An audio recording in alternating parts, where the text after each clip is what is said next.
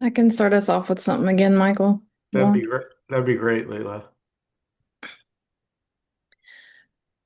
The prior abides. The prior is the openness before all knowing, immediacy itself, needing no maintenance. It is a resonance of clear seeing without touching, a dropping of reference to time. Phenomena arise and disappear from nothing, and the prior maintains itself effortlessly, regardless of what state appears. In this freshness, ideas, labels, and strategies are always too late to the party. Even naming can't escape the direct, non-conceptual actuality. Conclusions may arise, but there is no guarantee that they will find a foothold as belief and expectation become less compelling. Life is a dynamic flow of unowned action, always shifting before thought can grasp or claim it. Thought stretches appearances out in a timeline that doesn't exist, referencing only what has already faded into instantaneous ungraspability. The sense of self is merely frantic, energetic pushing, an afterthought, reporting on a show that's already gone. As we attune to the resonance of the prior, curiosity arises for what simply is a clean seeing, disentangled from conditioning and projections. The prior, or witness state, is a gentle resting back, a diffused gaze surveying sensation, sound, sight, and thought without trying to grip or control. Symbols are seen without chasing or pushing away, and a cleansing space is fostered. Here, old beliefs and patterns come up to be seen, gradually unwinding as if washed in awareness. Within this timeless openness, we sober up from the addiction to thought and release the pseudo sense of control. With curiosity for direct noticing, we begin to bask in the prior's radiant incubator, which offers fertile ground for intuitive insights. Here, thoughts and perceptions are recognized for what they are, and the habit of looking outside ourselves for meaning liquefies. An all-consuming honesty grows, and we see the futility of the symbolic. No symbol can grasp this primordial, stateless aliveness that is recognized. Reality's raw wildness becomes awe-inspiring, and the heart opens to vibrant, innocent presence. Eventually, the realization dawns: I'm not the thinker. The I thought is seen to be just another ripple in the prior. The urge to claim and orient is revealed as an empty ancestral habit. Life lives itself, magically, without autonomy, for the sake of the journey and the love of experience. The resonance of the prior gives birth to compassion for all appearances, and a recognition arises that ordinary daily life itself is the prior. Here, you are already whole, already true, already wonder, unbounded, empty, intimately alive, the sacred paradox of both no thing and everything, unfathomable awakeness. The end. Gorgeous. I love that. Thank you.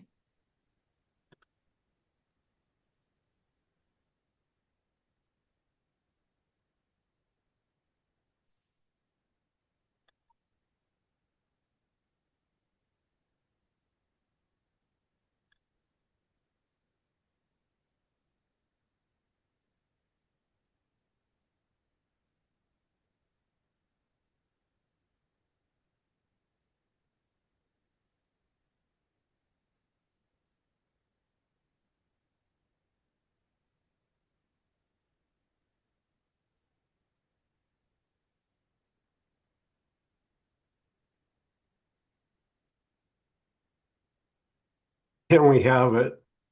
Olivera asks in the chat, can we have it? Yeah, that's what the me wants. It wants to own it. And where'd it go? It doesn't exist. It didn't happen. Try to find And it. you've already got it. The, the question is, does You've that state, does that feel any particular way?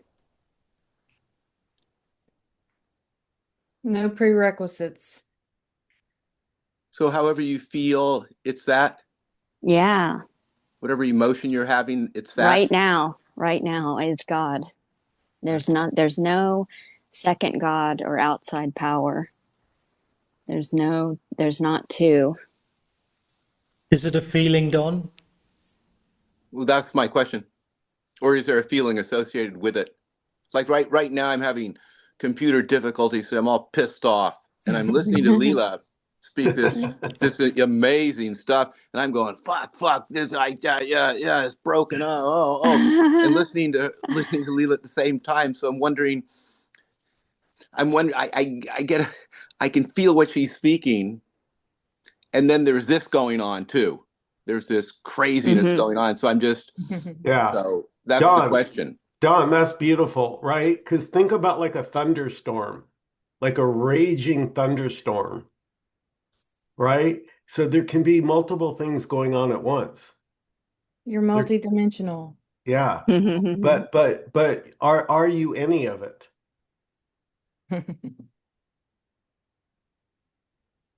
Yeah, Hey what Don, is it without a haven't you thought? heard of Hey Don, haven't you heard of multitasking yet?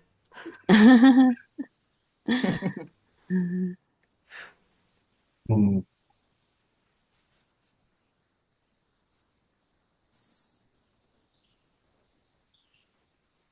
Uh, yeah, Olivera, am I saying that right? Yes, yes. Oh, I'm here. sorry, I thought I can send it to you if you message me on Facebook. On Facebook.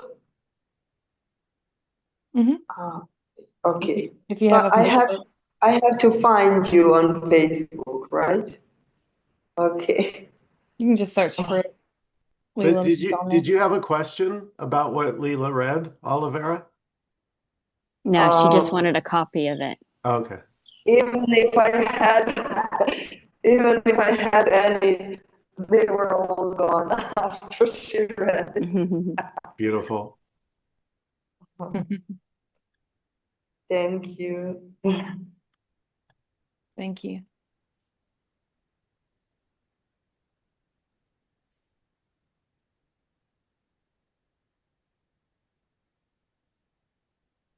Yeah, it seems like as humans, we've been indoctrinated with the belief in right states and wrong states. You know, Mm. that's just it's just not true. You can't find any evidence for that rightness or wrongness. So being pissed at the computer is valid, Don. That's yeah. If I'm all of it, that's an interesting concept. That I am the frustration, and I am quote the enlightenment at the same time, or it's there's no separation. That's a fact. I can sort of I can feel that here right now. I can feel very clear and very clear, very up, very good, and at the same time, like very like confused and angry. It's it's like an inclusion of allowing everything that's happening to happen. That's like I guess it doesn't feel any particular way except the except the way that it feels Mm-hmm. in all those dimensions. It's really Yeah. really bizarre stuff. So just find out from where the feeling of rightness or wrongness arises. I mean, what I would say is There's no point in being concerned about rightness or wrongness. Just find out from where it arises. It's only a thought that says I'm separate from experience that appears as resistance and suffering. When you're one with it, you're not experiencing it. It's ecstasy. Mm-hmm. So you can feel ecstasy with being angry or frustrated, and it collapses the experience of it because there's no subject object duality.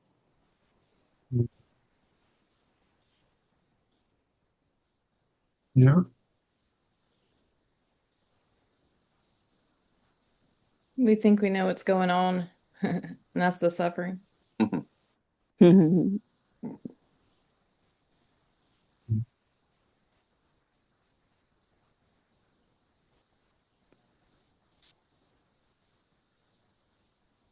I was just thinking how suffering isn't bad.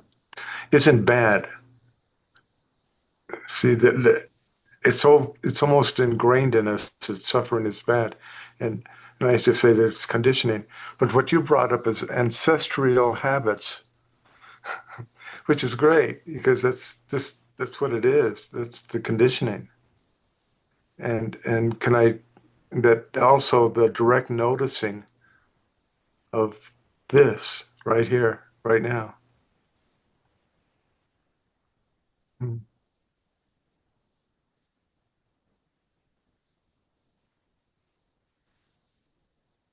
What happens when you're not noticing it anymore?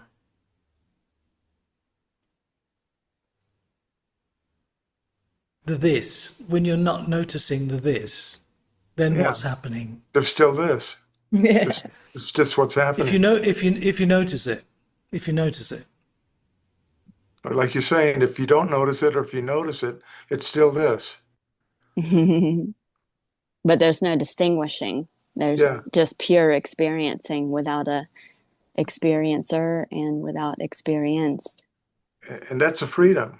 Mm-hmm. Yeah. It's a verb, not a noun.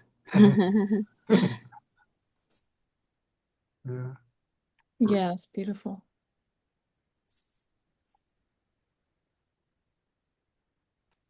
That's funny. There are no nouns. Yeah. Not outside of imagination. Yeah. Like a noun implies like it exists independently. Like we were taught person, place, or thing. Those are real objects, real things. Yeah. Oh, funny. But What a scam. we also get to have it though, because it's convenient to reference, for practical and creative purposes. I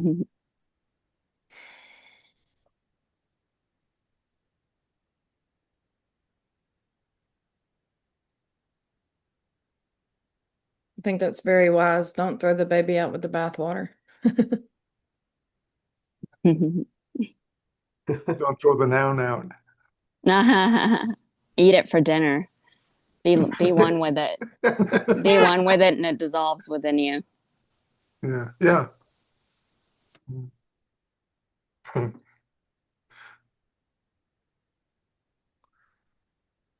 it just becomes playful,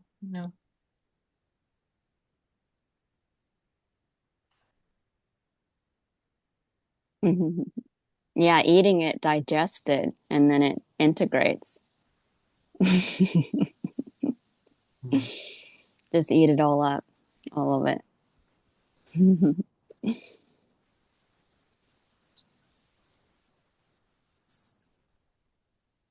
Look who's here. Safiwe, my man. What's going on?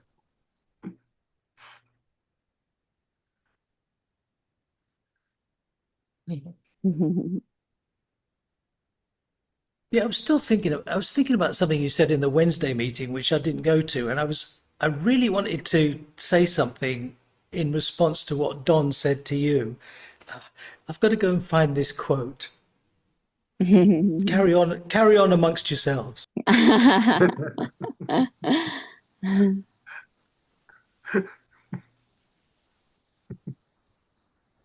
pure, yeah.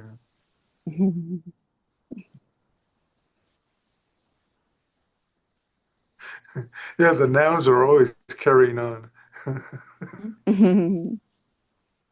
Heavy lifters. Yeah.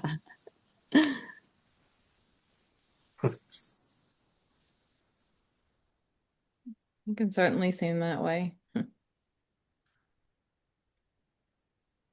Dawn. Now there's two Dawns.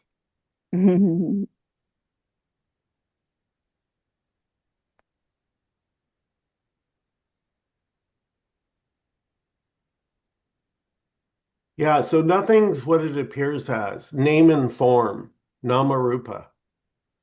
These are just labels. Labels for what?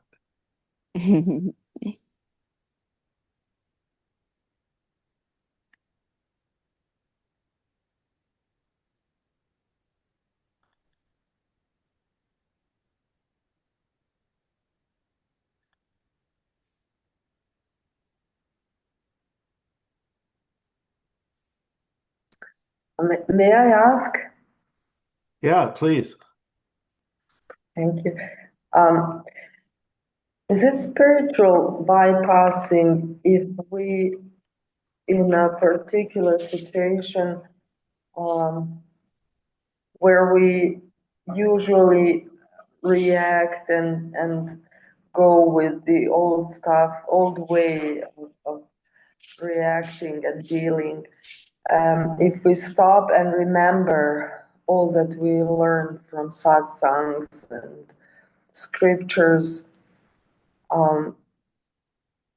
is it bypassing because it's still not my experience, but I feel the truth of it deep inside, if you know what I mean.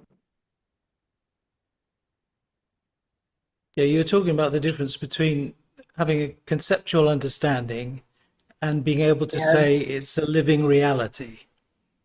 yes. Yeah. So, is uh-huh. So that takes a bit Is it longer, maybe. okay? But is it still okay to stop and remember what truth is, and then, so to speak, apply apply that Yes, to the that self remembering should be going on quite regularly.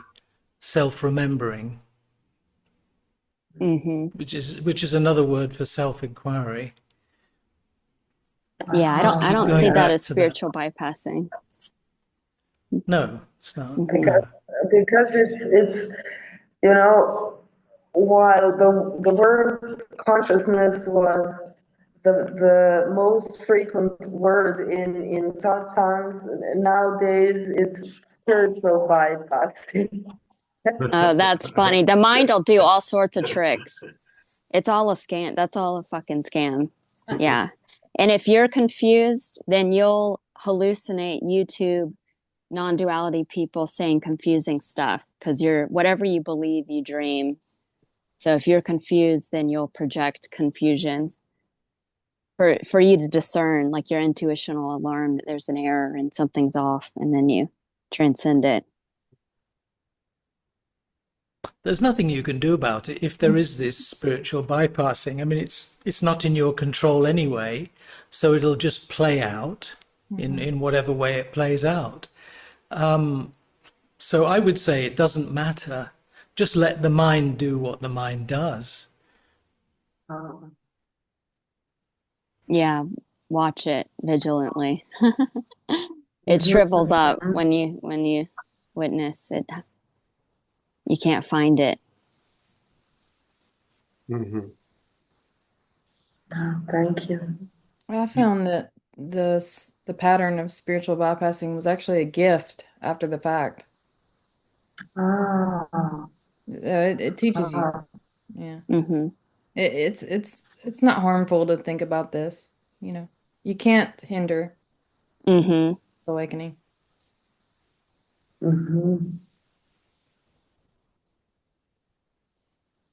Yeah, just like the idea of exercising a muscle, that so it's the belief that you're already strong that makes it render that there's a muscle. So like sometimes there appears to be a process where you're conceptualizing and reaffirming and then actualizing. So nothing's wrong or right with any of it. It can appear instant and it can appear gradual, Mm-hmm. Mm-hmm. And what Don, are you about still there? the, Oh, sorry, go on. um, is it true that is this feeling real or deluding that uh, whilst on the path, uh, you're not, um, you're in the kind of limbo state. Like you're not there yet, but you're not where you used to be. Yes, this is what Leela and I were just talking about, Oliver. It's, you know, the analogy of the caterpillar turning into a butterfly? You know that analogy? Yes, Well, what yes, mostly doesn't get talked about is the in-between phase when the caterpillar doesn't actually become a butterfly. The caterpillar is completely destroyed, completely. It turns to goo. And from the goo rises the larvae of the butterfly, the cocoon. It begins its process. So there's this sort of no man's land where you clearly see you're not the caterpillar, but you're yes. not the butterfly hasn't emerged yet. So you feel caught. Yes. It's normal and it's Oh, violent. It's all being ripped away. It could be quite uncomfortable sometimes, but it's yes.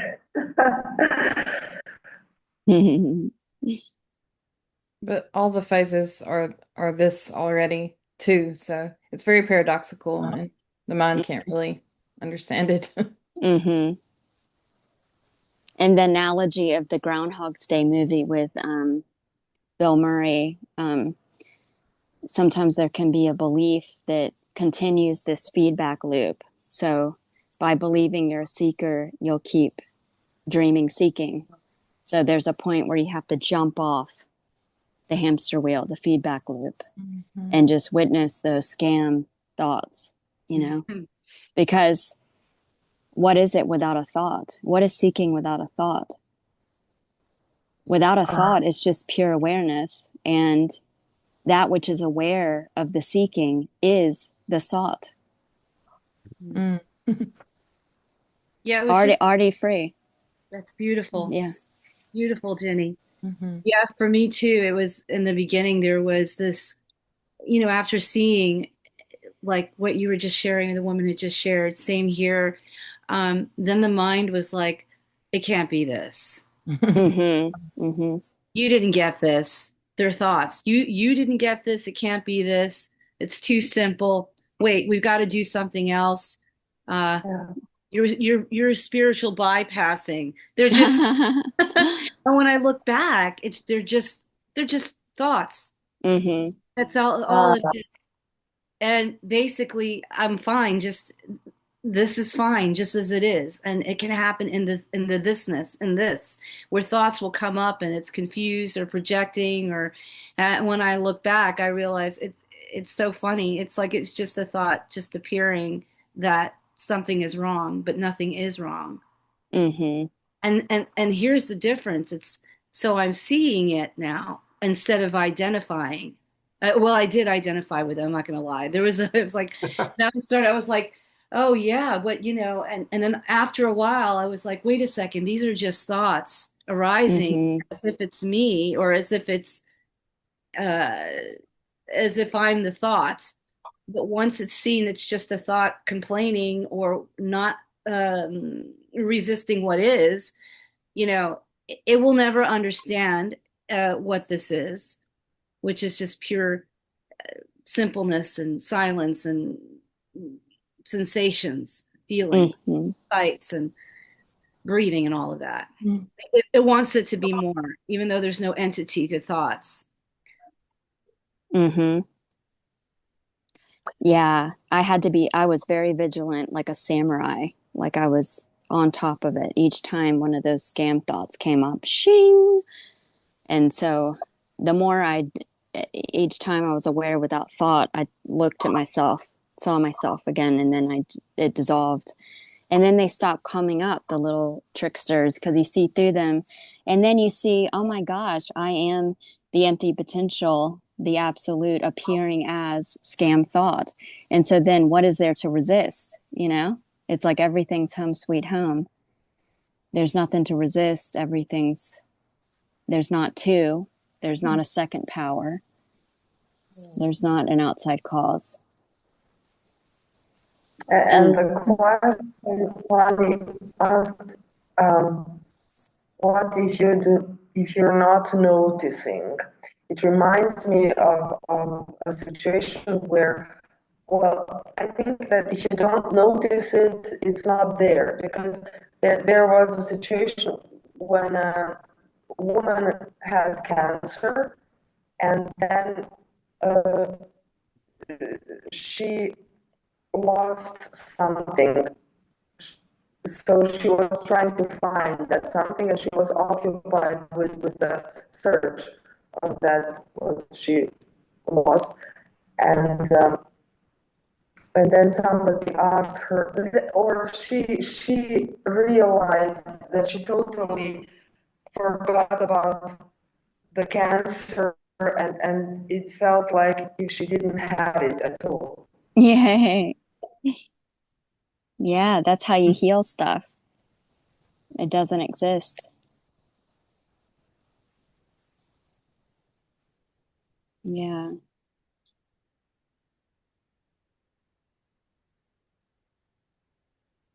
Ginny, when you said you were like a samurai for a while, um, was it a particular technique, so to speak, of being a samurai, or how if you could just talk about that for a bit, how you, Mm-hmm. I'm assuming you're actually doing something No, while it's not life a is going doing. on. Yeah. Yeah, Okay. it's effort. It's being what you already are. So Did you have because a sword?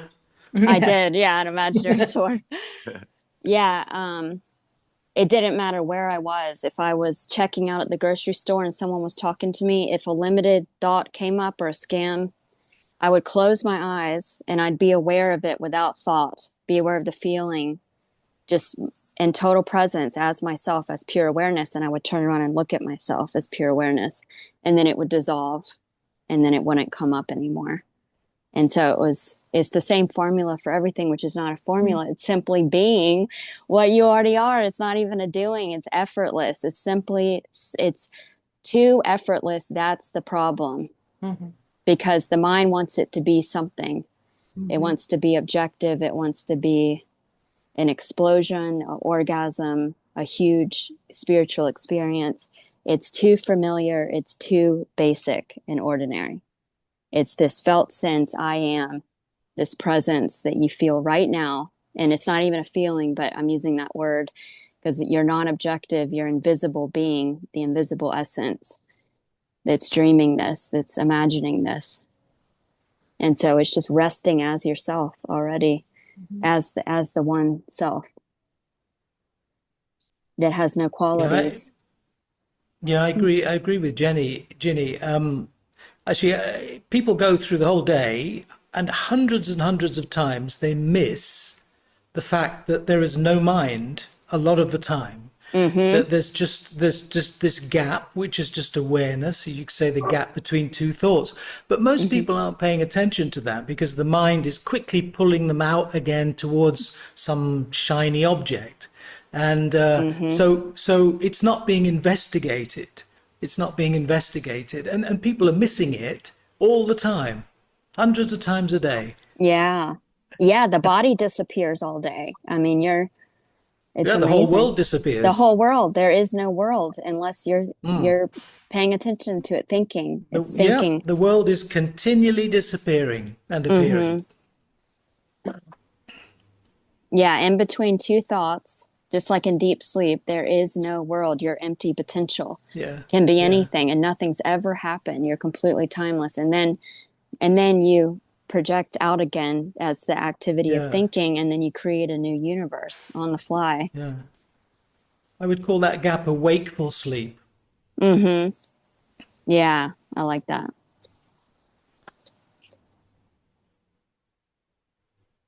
So that which we call self isn't a self, it's this fluid amorphous flavor that moves in and out of awareness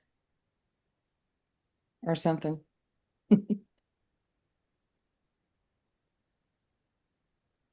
That was beautiful. Why don't you say that again,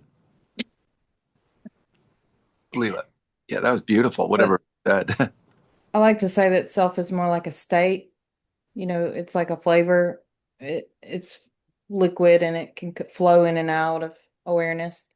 But we don't really notice when it's not active or not, when it's sort of sleepy, when we're having moments of stillness. Um,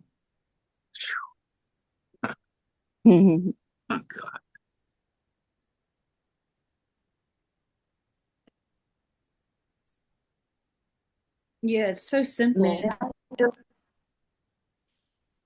may I just say just one more thing? Sorry, I'm talkative tonight. Um, so I was suffering severe depression and anxiety. Your sound is breaking up a bit on I can't really understand. Can anyone else understand? I, No, I, it is a bit distorted. Maybe turn off your video and then share. It'll come through. Yes. Okay. That's it. Is it better now? yes. Yeah. Yeah. So I was suffering severe depression and anxiety for decades, 2, 3 decades, and I was taking antidepressants and stuff, but it was really bad, and so I didn't start searching because of that. I started searching when I was 19. But this shift of perspective that satsangs give and that um, self-inquiry gives. So that's slowly shifted the perspective, and the whole thing is gone, totally gone. Depression, anxiety, everything.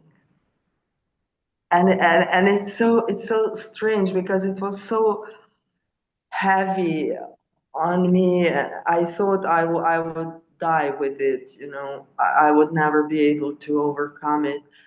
And then slowly by satsangs and inquiries, the perspective was shifted and it's all gone. Beautiful.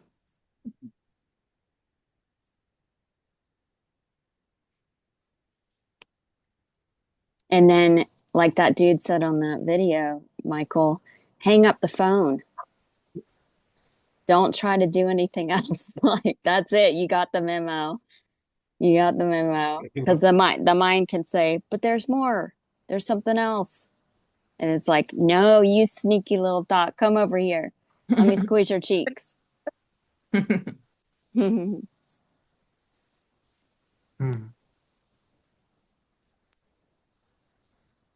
So it showed me how unreal it all was. Because if it was real, it would still be there. If I was without a leg, then I would still be. But it just disappeared like a vapor, Yeah, isn't that like it cool? was never there. It was an illusion. Yeah. Yeah.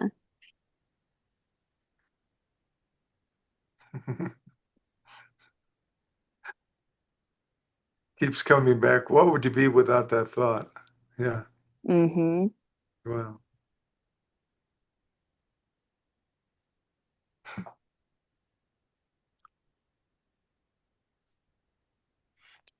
Yeah, that was another thing I did, Don, is I would also ask, what is this without a thought? And then it's like, boom, direct experience, right? Like it's already done. Too easy. Seeking just made it appear that you covered yourself up, but you were hiding in the seeking because your appearing is everything. Mm-hmm.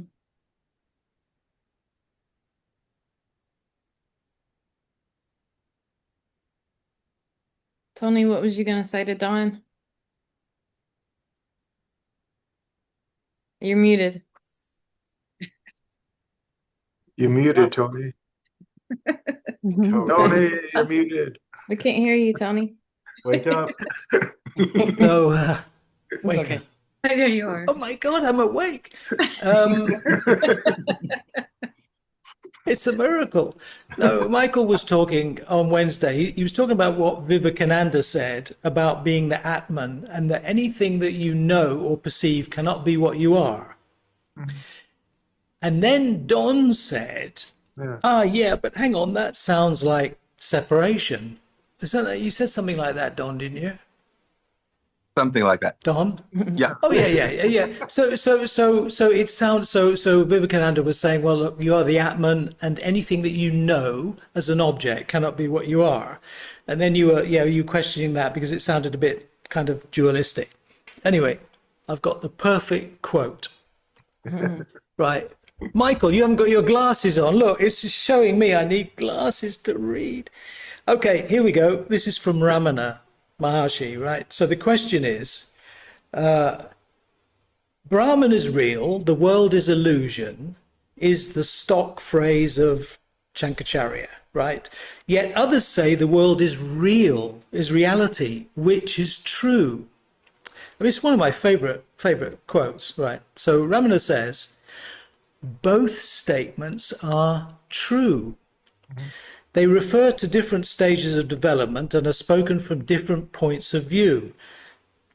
The spiritual aspirant starts with the definition that which is real exists always, and then he eliminates the world as unreal because it's changing, right? But then the seeker ultimately reaches the self and there finds unity as the prevailing note. Then that which was originally rejected as being unreal is found to be a part of the unity. Being absorbed in the reality, the world also is real. There is only being and nothing but being. Anyway, that's the quote. Beautiful. Wow. That is beautiful. And I think that answers what Don was saying. Well, you can take any pointer and break it apart Yeah. Yeah, because of course. nothing can really point to this. It's too nuanced. It's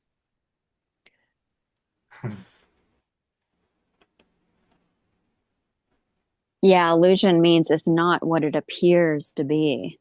So when you see clearly, you see everything as the infinite, your infinite being, which is invisible, formless, So it looks It's like everything is a self. Yeah, Everything is a self. Yeah, yeah. And what is unreal is appearing and disappearing. Mm-hmm. So yeah, both statements are true. The world is an illusion and it's also real. Mm-hmm. Nothing being everything. Yeah, it's all Brahman. Yeah. Hard to grasp for thought selves, I guess. possible. Yeah. Mm.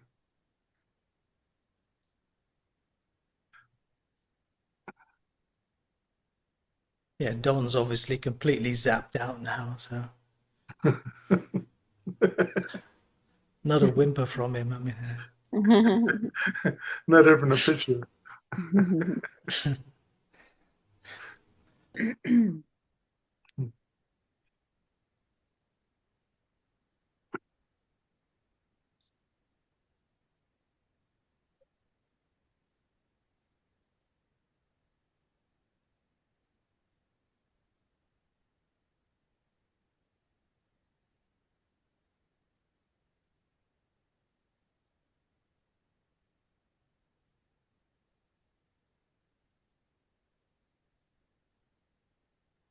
well, that was a conversation stopper.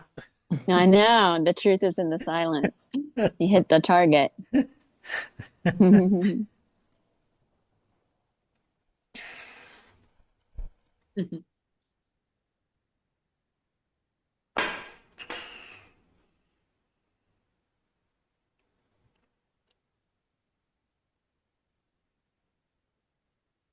Speaking is done now. We can go home and start our hobbies and just have fun and just be God. Well, I would say, Tony, that if we go to the ocean and the wave analogy, the ocean and the wave, Mhm. Well, that's always and, a good one. and the ocean mistakes itself for a single wave. So we could call that identification as a me. Mm. I am the totality, I'm the infinite, I'm wholeness, but I believe myself to be just a little puny wave. And so the practice of seeing that if you're aware of it, it it can't be you. So if Hmm. you're aware of a thought, you're not that thought. Mm, mm, Hmm. And that's the ocean, just staying with the metaphor, that begins to notice that it is not the waves. mm, But here's my little caveat. This has to be nailed down. It can't be wishy-washy. You are the infinite already. You are the ocean. The ocean was never just a wave. And the way to sort of like what you're saying, Tony, come back to seeing the two are not two, is when you realize that the wave and the ocean are both water. Hmm. Yeah, exactly. Yeah. I was listening to Louise Hay. I hadn't listened to her in, I don't know, in 2 years. And I just popped the CD in my car and I was like, I just couldn't, I was like, wait a minute. The way she was, I mean, I can remember a time of really enjoying Louise Hay. And, she was saying that, I just can't. I was, wait a second, I'm not, how, it was almost like there was a sense of responsibility to the thinking mind because she was saying that when you think, you have to think thoughts of like, that doesn't make sense. Like, how do I have to think if I'm not the thinker and thinking just happens? So I found myself not able to relate to that anymore Mhm. because there's no thoughts just arise here. There's no one here making them come up. They come up on their own. So I guess there was a time when I believed that I was responsible for positive thoughts and responsible for negative thoughts. So there was that heaviness at one point, that sense of doership and responsibility. Oh, I better listen to this, and I am great, I am beautiful, I am wonderful, and but it just doesn't even, I mean, that may come up, but I'm not making that happen. And it's just arising on its own. So I felt, Yeah, Indira, I remember listening to some very early videos of Louise Hay, and it was very, very sort of simple and straightforward. And I remember a long time afterwards, I just came across one on YouTube, and it was getting a little bit complicated. And as you seem to be suggesting, you know what? I think a lot of speakers, non-duality speakers, they always have to try and find something new to say, don't they? Because they feel perhaps that they've got to find something new to say, and then because of that, they start making it sort of overcomplicated. The I concepts think there's start an piling up, and yeah. Yeah, I think there's an element of that. Yeah.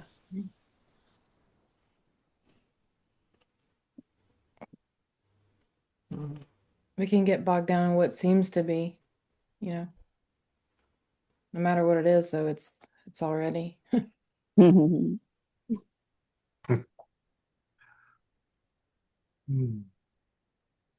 All done and just for fun.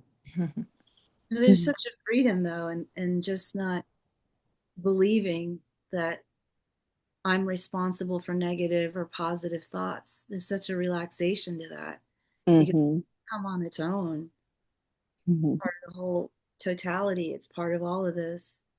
So there is a relaxation to it and a like yippee, there's no one here doing it. Yay. Yeah. Yeah, and I just want to say it can be lonely on this path, and that's one of the reasons I do these meetings is Mm-hmm. for us to connect with like-minded. Because it's you may have noticed it's kind of rare. Yeah. Yeah, try telling your neighbor about this. I'm just kidding. I'm just kidding.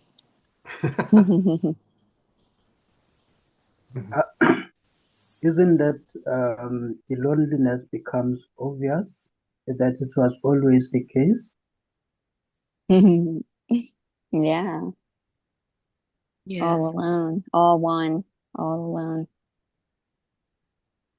alone. Yeah, aloneness doesn't mean lonely. Mm. Hmm. Yeah, that would be the mind qualifying it because your Mhm. unqualified being is total peace and contentment. But even that's just qualifying it, but it's not lonely.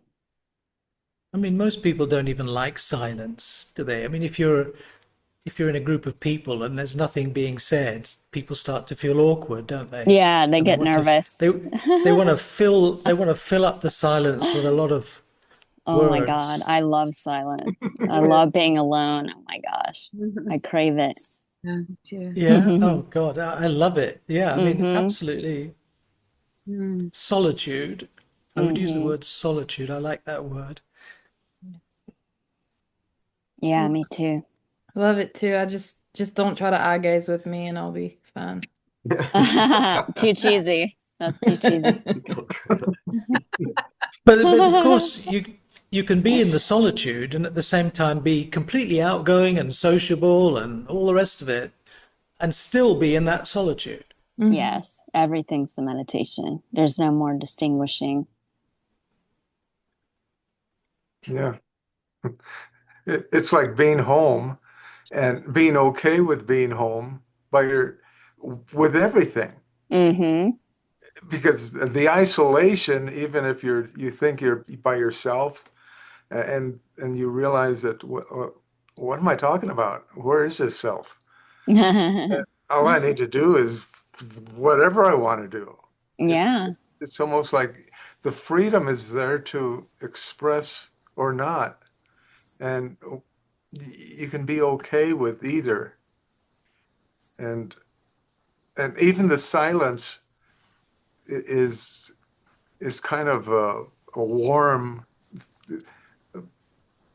feeling of not being separate, not Hmm. being isolated, just being okay with whatever's being felt. It's that felt sense of everything is everything is just okay the way it is. Mhm. Yay. Even Yeah. if it doesn't feel okay. Even if it doesn't, yes. It's just another feeling, but in the background of home, Hmm. I'm home with that. Yeah, I That love too that shall pointer pass. of I love that pointer of being home. It's like you go into your home, whatever that is, and you open the door and you flop down on the couch and you go, Hmm. Yeah. I'm home. And it's that being at ease with being at home. Mm-hmm. Like It's a Rumi's, kind of inner sanctuary. Yeah. Mm-hmm. Rumi's house, I think is what it's called, that poem. Rumi's home. Mm-hmm. But Yeah. again, Rumi's house, I Leela, think that's what is it's it? called, where Oh, Rumi describes welcoming all the visitors, no. of emotion and thought and whatever it may be. Mm-hmm. But I could definitely relate to you, Michael, because I felt the same way in the beginning. It's just there's still Mhm. connections that want to happen here. It just there's still a desire for connections to the Yeah. point. There was such a relief upon meeting you and Leela and Jenny, to realize you're not alone. There are others that feel like you do. There's something comforting about that. Mm-hmm. Yeah, you're not the only freak. Exactly. Yay. Well, Yay. human needs don't go away, and No. Mm-hmm. wanting to feel validation or confirmation doesn't go Yeah, away. Indira, when you say there's still that connection, what are you expecting it to go away? Yeah. Oh, I don't know. I feel the same way as he does. Like there's like that's why I come here because there's that the Mm-hmm. connecting and we're all talking about the pointing back. This Yeah. and Mm-hmm. well, I reminded was, being yeah, I was reminded a, in ways and different everybody has their own way of saying it. Doesn't matter how they say it. It's always right here and there's that sense felt of it. Like there's I'm not just saying it because it sounds good. I can feel it as well. There's just a Yeah. which is very, very calm and just Yeah. subtle. Mm-hmm. It's almost unspoken because once Leela and I get going on the phone, man, 3 hours can just fly. Like, Jesus, look at the time, dude. We're a bunch of nerds. I think we mustn't mistake non-attachment for non-engagement. Not Mm. really the same thing. Mm-hmm. I love that quote. I love that quote from Ramakrishna, who said that for the wise, the world becomes a mansion of delights. Oh, beautiful. Mm-hmm. Mm-hmm. Yeah, it doesn't feel cold and disassociated. It feels immersed and engaged. Mm-hmm. Like a warm hug. Yay. Because Just the emptiness is full. mm-hmm. Just one being, one presence. Home sweet home. Everywhere you appear to go, but you're not going anywhere. Yeah, Not and like moving. a group like this, right? You get the sense you could be yourself here. There's no judgment. Mm-hmm. You can be yourself. Hallelujah. Yeah. Mhm. Yeah, sometimes it's there's only so much you can be fake, like with telling lies and talking about the illusion, like and it's refreshing to hang out with your friends that get it. It's beautiful. That's what I love about this group. I can do my weeks and go to some other groups or do my breath work, Mhm. and I come here and it's the bullseye. I can Yay. rest. I can just rest in what's being like right now. Here, you're all just beaming it, and I can just rest here, just in silence. Hmm. So good. No. Beautiful. Yeah. I Thank you. think too that that spiritual bypassing is like the rejection of the experiences that can be had that are being presented. It's almost like I'm denying part of the whole when I Hmm. spiritual bypass Hmm. because I think I got it and nothing's going to bother me or whatever. But everything's included, everything. Hmm. including the peace that we feel here, or the fear that comes up, but if it all, this too shall pass. It just comes and goes. It's not what we think it is. Mm-hmm. Yeah. Yeah, you're the unqualified screen from which it's appearing and disappearing. So there's also a not holding on or grasping or attaching to it, feeling a certain way. Because then it's always a bummer. Because then later on you're like, oh man, I'm not in the group, so now I'm not feeling that frequency. But it's about neutralizing and being that source of bliss always. So you take that everywhere, in every hallucination, every illusory experience. Mm-hmm. It's the claiming of what appears that's painful, you know. Mm-hmm. Mm-hmm. Even the isolation experience, when I feel separate, Mm-hmm. that kind of thing, all of it comes and goes, and Mm-hmm. it's included in the whole. How could it Mm-hmm. not be if it's whole? Yeah, Yeah. Yeah, it's not just too. it's just a flavor, like a ice cream flavor of the Yeah. moment, Mm-hmm. but it's all ice cream, you know. Yeah. Yeah. The other day we got some different rocky road, and and my wife and I agreed it was the worst. I couldn't believe it. They changed the flavor and they made it Oh no. saltier, and Oh. it just doesn't satisfy. Yeah. Yeah. What flavour was it? It was Rocky Road. Yeah, Rocky Road. It Yeah. was the new Tillamook extra something. They should have left out the extra. Yeah, it's the contrast between what's preferred and what's not that makes this so Yeah. rich, you know. Yeah. Yeah, that's what You should makes have. everything Yeah. appear unique and special because then you wouldn't know that amazing rocky road without the not amazing. Exactly, right? Because you've had so many shitty relationships, you appreciate the good ones you have now. Yeah. Yay. Yeah. Mhm. Hey Manny, Yeah. you should have had the cookies and cream. Mhm. Do you recommend it? Or Even Yeah. Leela's nodding. always, Yes. Yeah. Bring Get on some the extra always. Oreos with double stuffing and put the extra Oreos in Oh them. my gosh. What brand? The most expensive, of course. Yeah, of The course. best. Yeah. Nabisco.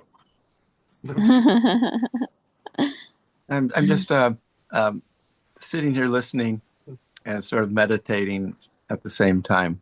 And it's interesting. It's like as you're as the sounds are coming through, sometimes I hear them and I know they're you, the individual, and I'm listening and that sounds good, that sounds right. And then what's even better, it seems like then it just goes into just sound. It's like Yeah. it's just this background sound, but it's beautiful. It's Mm-hmm. sound. It's not. I don't understand what anybody's saying, cognitively anymore. But it's this sound that's just this. Oh God, it's like I'm in my own world, so to speak, or in the silence. And in that silence, there's all these sort of like these children playing, like the sound of children playing, and you just hear it in a distance. Mm-hmm. It's down the road, and you just hear the children playing, that the innocence and the beauty, and so and and then I go in and out. Sometimes I hear what you're saying, and I go, "Oh, that's profound. Oh, that's beautiful." And then as I go deeper here, it's just the sound of beautiful children, and once again, the power of this particular meeting that Michael puts on, and everybody here, it's or I seem to have permission to. I can listen to you cognitively and go, "Whoa, that's cool," and engage in that, and but I can also totally sort of not be here or detach from what's being said Mm-hmm. and just be present. And that's allowed. It's just the allowance is all the way from being fully here or fully somewhere else. It's just Mm-hmm. this is what I'll leave with here is not. It's almost like the sounds I hear when you sound like children. It's almost like a mantra. There's a sound, there's a vibration to it that's just like it brings a smile to my face. And what it is like, it's not you. Well, it is you, but it's the child you. Okay, if that makes sense. The innocent, beautiful child, the one with vision, the one with just wants to go out and play, right? Like on a swing or something like that. It's just this is over here. I mean, right? This is a gift, and I mean, this is a deep, deep gift. This is like this is a gift that touches the heart, a gift that just touches beyond the heart, below the heart, deeper than the heart, right? It's the gift that touches it's the gift that touches it goes beyond me. It touches me, but touches through me to whatever, but includes me. It's very beautiful and great. I thank you. I thank me. I thank it. I thank whatever. And you are it. Whatever. Yeah. Okay. Thank you, Don. You're basking in your own presence. Beautiful. And then just do that the rest of the day. In fact, do that every day. Yeah, or don't. Yeah. Yeah, or resist and get pissed. Do whatever.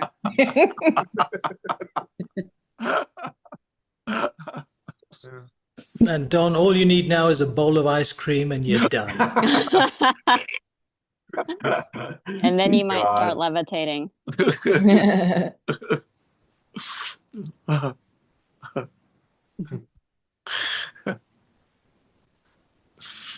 Beautiful.